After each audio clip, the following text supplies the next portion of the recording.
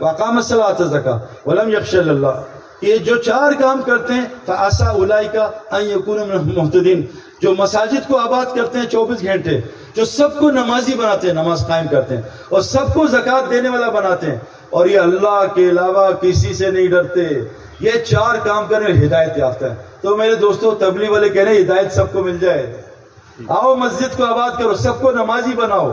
اور دوسری علامت بتائی مشرک کی، وہ بھی آج ہے کہ مشرک کیا، وَدُعُ إِلَىٰ رَبِّكَ وَلَا تَكُونَ الْمُشْرِكِينَ، اور دعوت دو اور مشرکوں کے ساتھ نہ ہونا۔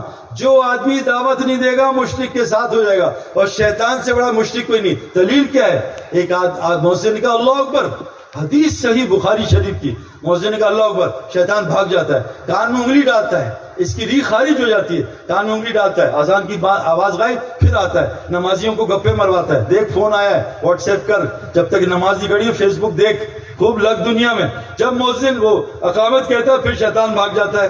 اب مؤذن نے اللہ اکبر کہی، شیطان بھاگے، نمازی نے کہا اللہ اکبر، شیطان واپس آیا، کہاں جا رہا ہے بھائی؟ بس نماز پڑھنے آیا تھا۔ پھر کہاں جا رہا ہے؟ اوئے ہوئے وہ تو چابیاں رہ گئی تھی وہاں سے لینی ہے، یار آئی فون نیا لے لوں، وہ گاڑی لے لوں، پراپرٹی لے۔ شیطان نمازی کے